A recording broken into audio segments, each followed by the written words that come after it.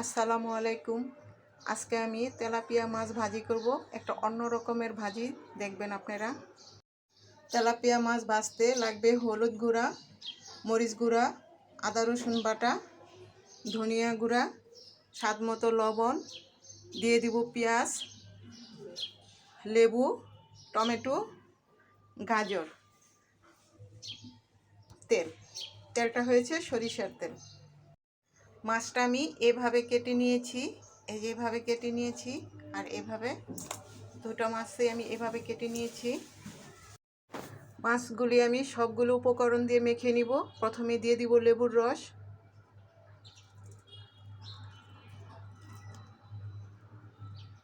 সবগুলো উপকরণ আমি মিশিয়ে নিব। প্রথমে আমি লেবুর রসটা দিয়েছি, মাছে দিই নেই। এখন হলুদ গুঁড়া একসাথে মেখে নিব, মরিচ গুঁড়া, ধনিয়া গুঁড়া, আদা রসুন বাটা, স্বাদ মতো লবণ, দিয়ে দিব সরিষার তেল,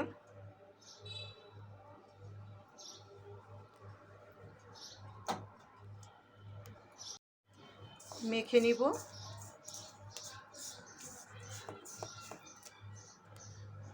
সবগুলো উপকরণ আমি একসাথে মিশিয়ে নিয়েছি। এখন মাছে দিয়ে দিব, একটা একটা করে মাছে দিব। একটু আঙ্গুল দিয়ে মাছের ভেতরে দিয়ে দিব মরিচগুলি।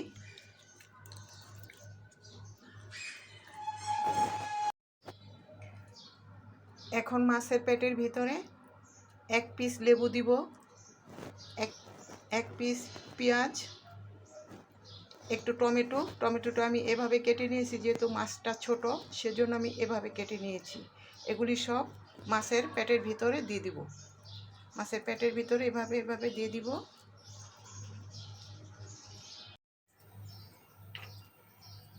তেল দিয়ে নিব মাছটা ভাজার জন্য।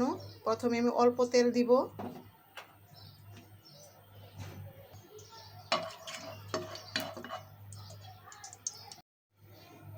এখন মাছটা দিয়ে দিব। তেলটা গরম হয়ে গেছে, মাছটা দিয়ে দিব।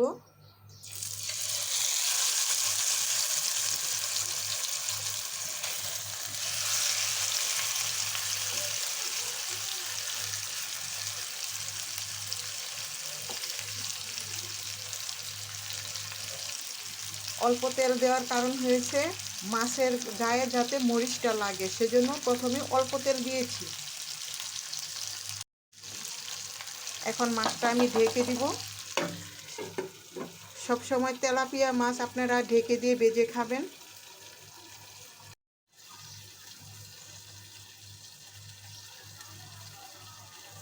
ঢাকনাটা খুলে দেখব।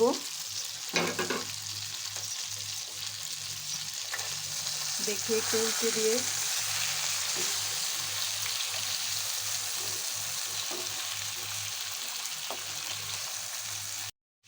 কেটে রাখা গাজর, পেঁয়াজগুলির মাঝে আমি একটু লবণ দিয়ে দিব, দিয়ে মেখে নিব। মেখে আমি এগুলি তেলের মাঝে দিব মাছের সাথে। দেখেন মাছটা আমি ভালোভাবে ভেজে নিয়েছি। একটু মাছের সাইডটা এরকম করে দিব,